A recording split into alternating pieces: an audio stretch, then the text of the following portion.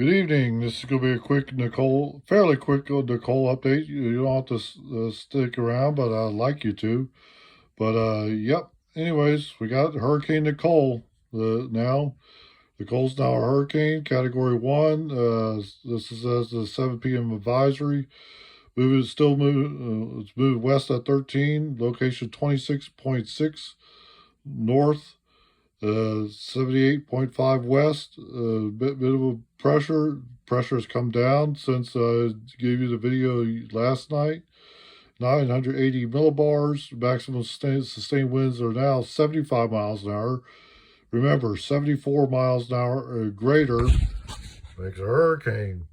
Yeah. All right. So, anyways, we're going to check this thing out. This is the Boss Storm Chaser Reviews. If you like what you're seeing, go ahead and subscribe to my channel. Love to have you aboard. Right now, believe it or not, I'm gonna let you all in on a little secret here. I believe it or not, have plans to go to Daytona, but I understand right now Daytona is taking damage, so the hotel may decide to cancel. So if we do go, we will be traveling right down 95, and Nicole is going to meet us probably Friday in and around South Carolina. But look, before I run my mouth to guess at it, let's run to the good old computer models. Let's check that out here. All right, let's go to Windy. Well, I recommend Windy. That's my jam for weather information. And let's look at this hurricane. And looks like weather radar is now picking up a kind of an eye, picking up. So this is live right now at 9:32 p.m. and we have got lightning strikes. Look at that. A lot of lightning strikes on the squall bands on the north, the particular east side of the storm. But that's actually very typical because that's where you get most of your thunderstorm development. So on the north and east side, particularly the tornado threat tends to be highest where these storms are developing. And of course, on the east side, way out here in the Atlantic, still well offshore. We got some squall bands and lightning detection there. So there's just a lot of lightning here. And let's go to satellite. Let's really check this out. We're going to go to some satellite imagery right here. Yep, we're on infrared. We can't run visible because it is night and doesn't show up too well. But we run blue. There we go. That kind of highlights it. We got a good blow up of convection of thunderstorms. It's starting to kind of protect itself a little bit better than it was looking yesterday, as it's starting to kind of close itself off a little bit better, so not as much dry air is infiltrating, except in this slot right here. So it's a bit better organized. This is very typical of a Category 1 hurricane coming out of a high-end tropical storm. It's classic. Let's zoom out. Let's check the diameter of this thing. And yeah, it's quite big. The hurricane goes from pretty much from this end all the way up to pretty much to Jacksonville. So pretty much this thing is about the size of almost the entire size of Florida from south to north. Big. So I'm guessing that's about 400, maybe 450 miles. Just rough guessing it. I don't know for sure.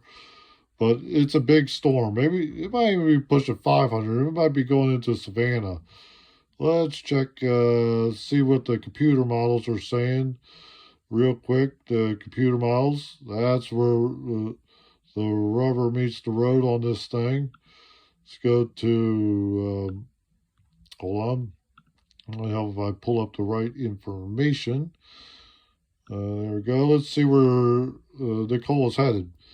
All right, so we are now hours away from impact now. So if you haven't made your preparations in Florida, you're quickly running out of time. So let's see where this thing is going to go. Let's zoom in on it right here. There's a center of circulation. There's where we are at where we will be at 10 p.m. And this is going to be the run of the European forecast model. So we're going to run it forward and see when it's going to come ashore. And we're running it and stop. So right now, European model is predicting Palm Bay. Not much has changed. Let me give Palm Bay. Let me back it up. Precise it about 3 a.m. So pretty much saying just about what it said yesterday. Not much change there. Let's see if the GFS agrees. The GFS disagrees. It thinks the GFS thinks it's going to be more just south of Vero Beach between Port St. Lucie and Vero Beach at 2 a.m. So it has narrowed it down to between Palm Bay and Port St. Lucie. Appears to be the likely landfall area of this hurricane. It's now fluctuating between 2 a.m. and 3 a.m. Appears to be the likely time. So, ladies and gentlemen, we are now less than, let's see, 9, 10, 11, 12, 1, 2, 3. We're about 6 hours, between 5 and 6 hours away from landfall on this hurricane now. So that's what the computer models are saying. Let's see if high resolution has any difference of opinion. High resolution says it's predicted Vero Beach right there, around 4,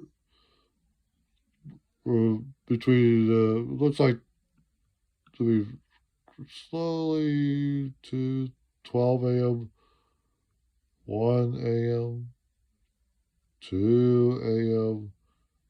What do you mean? You're not going to move for me?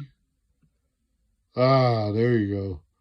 There's can't really fine tune it, but it looks like around 3 a.m., 2 a.m. to 3 a.m.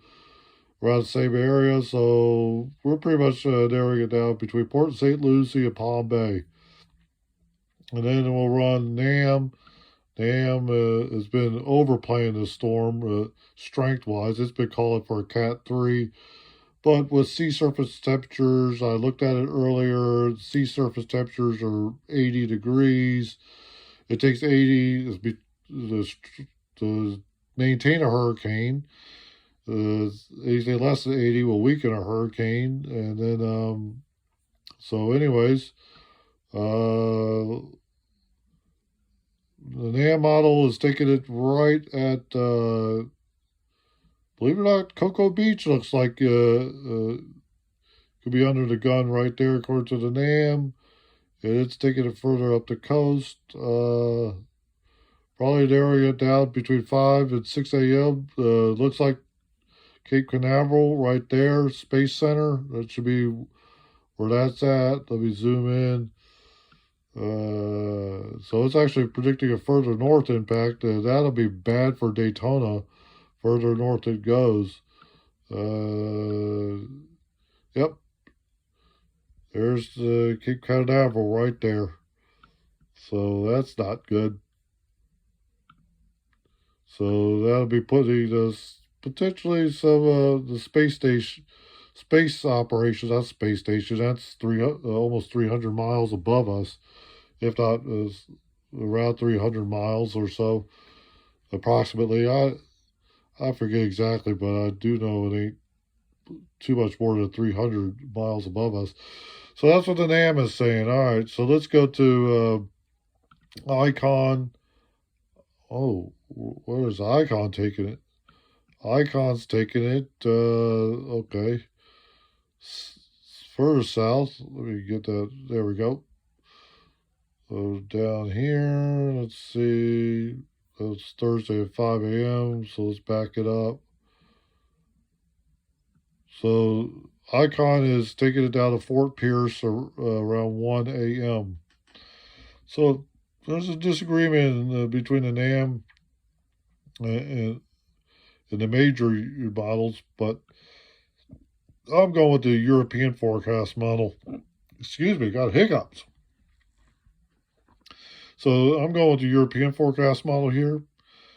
So, so that's what we're looking at for as far as landfall. Now let's fast forward it for folks on the west coast of Florida. So let's fast forward to this day. Uh, let's see. Tomorrow, Thursday at 1 p.m. It looks like Homosassa Springs. Hopefully, I said that right. For Floridians, I'm sorry. I'm screwing up already. It's like, can't take me anywhere. I am not from your state, so forgive me. Homosassa, perhaps. Springs, just north of that. Inglis, Dunneilon.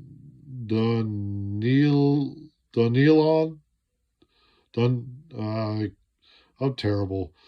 Anyways, whatever that word is, that's the center. It's like hooked on phonics worked for me. Yay. Anyways, old commercial that helps people and kids to read. But yeah. So that's where the European model is taking it at Thursday at 1 p.m. Now let's check the GFS. Where is that one going? Let's see. GFS is in disagreements. It's actually zoomed it offshore by then. So we'll have to rewind back in time, see where that one's going. Okay, between around 10 a.m. Let's take a look at that. This 10 a.m. zooming in. All right, let's pretty much right around Port Richey. So look out, Port Richey. That is not too good because that's going to put folks in Hudson, which is conveniently located right about in here on the north side of the circulation where the strongest winds will be. And there it is, Hudson. There it is, Hudson. It's like got to get a better camera system. But that'll be an upgrade we'll work on later. I'm doing this all for the cell phone, so it's kind of difficult. Easier said than done. Take some skills. The practice. Must practice harder. Anyways, so that's where it's going to be according to GFS. So there's some differences. So almost between GFS and like Port Richey, Homosassa, it looks like, I'm guessing almost 50, maybe 60 miles spread between the two in there. And ultimately, this storm will head up toward us here in North Carolina. So let's see where let's fast forward this thing. Now, for storm surge, I can tell you the European forecast model bodes more ominous, and I'll tell you why. Because when if this thing does move toward Homosassa Springs, where it was, you're going to have a nice onshore flow. What does that mean? Well, you get westerly winds and northwest that pushes the Gulf of Mexico onshore. We don't want that. So to keep people safe in Hudson, you actually want the storm to come south so you get an offshore flow. So that's what we're dealing with. So let's check see what the possible impacts for the Carolinas are, and then we'll wrap this up. So let's see what European is saying. All right, it goes through Georgia. This is Friday, 12 a.m., Friday, 5 a.m. Looks like it's in Georgia about 10 a.m. Friday. It's in the mountains of, coming up to the mountains of South Carolina, like Walhalla, South Carolina. You probably don't know where that's at, but I do. But let me show you. Like residents of Walhalla, Greenville, I have to keep an eye on that because that's going to be coming. There it is. I told you that's a place. I'm not crazy. See? Center circulation is between Athens and Walhalla by Friday, 10 a.m. So zoom this forward. I will probably have another update tomorrow, but this is kind of where it's looking now. I was going to make some preparations for some flooding and some gusty winds between Asheville and Charlotte, especially Charlotte's over here, so we could have some gusty winds, heavy rain. It looks like the rain is going to really pick up along the mountains as the flow, the moisture comes from southeast, slams into the Blue Ridge right here. We actually have Mount Mitchell located right in this general area right in here. It's the tallest peak on the east coast. So that's going to probably be getting some pretty good rains, maybe some flooding rains right there. So the mountains will have to pay, streams in this general area will have to pay particularly close attention there. The Cherokee's going to get a little piece of it right there. That's about as far west as you could go out there in Cherokee County in North Carolina. So pretty much the whole area. That's what the European forecast model says. Let's see what the GFS says. GFS has this as the center. Looks like the center is around Atlanta by Friday at 12 p.m. So it's predicting a slower moving storm, not that far north yet. GFS takes it to north. Let's check the North Carolina threat. Pretty much GFS takes it the center just to the west of Walhalla, northwest of Walhalla. Walhalla is actually in the center right there, South Carolina, and then it moves north. This is still almost 2 days out, so this could change. But it looks like Asheville could take it pretty much head on to center. But it looks like once again it's focusing around the Smoky Mountains. Cherokee probably get it a little bit on the action. And then let's see what this Boone, probably Boone. Let's see. Let's do it up toward Virginia and see if it makes it that far. European forecast model is is forecasting that thing to really take off a slingshot. It's going up into West Virginia, and it's probably going to be rain. It's definitely a tropical depression. It's not looking very robust on the circulation. It's just pretty much colliding with the frontal boundary, racing across the Midwest as we speak. And pretty much this section of just west of Clarksburg, West Virginia, is going to get some heavy rain and some little bit gusty winds, but definitely lost its tropical characteristics. Check the GFS forecast model.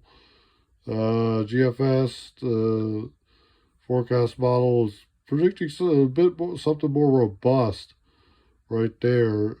Friday by 1 p.m. It's predicting center to be still Georgia. I'm hoping I'm not getting conflicting information. It's like, dude, you're confusing. All right, by Friday, now this is the Virginia forecast. Looks like Southwest Virginia, Wytheville, south Beckley.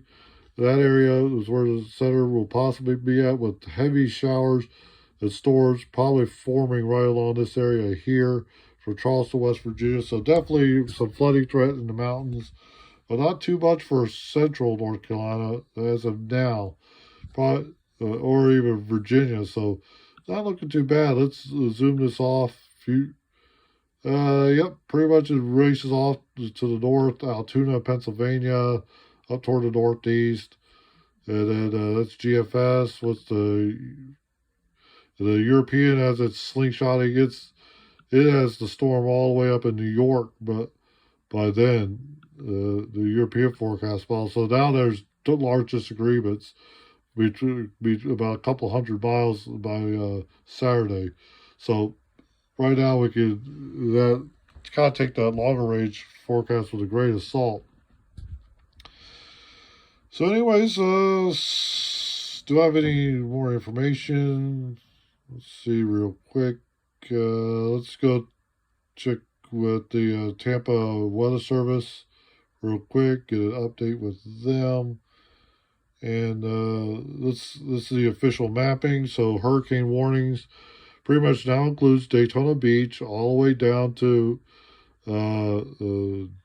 just north of, I believe, West Palm Beach, including the Bahamas. Storm surge warning from they include the Port Charlotte area, Tampa Bay, all the way up to the Bend of Florida. It's tropical storm warnings, excuse me. It has tropical storm warnings extending, looks like to about to Charleston, South Carolina. So very interesting. Scheduled a week into a depression by 1 p.m. Friday, so not too much for North Carolina. So anyways, I'm going to wrap this up. Thanks you all for tuning in. This has been The Boss, Storm Chasing Reviews. I appreciate you all for turning in. If you're liking what you're seeing, then go ahead and subscribe. That'd be awesome. And then y'all have a good one. Take it easy. Good night.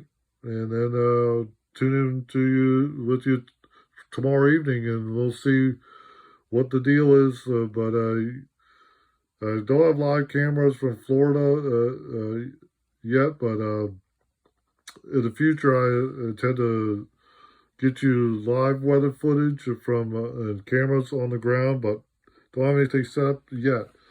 But anyways, y'all have a good one. Take it easy. Good night. And don't forget to subscribe.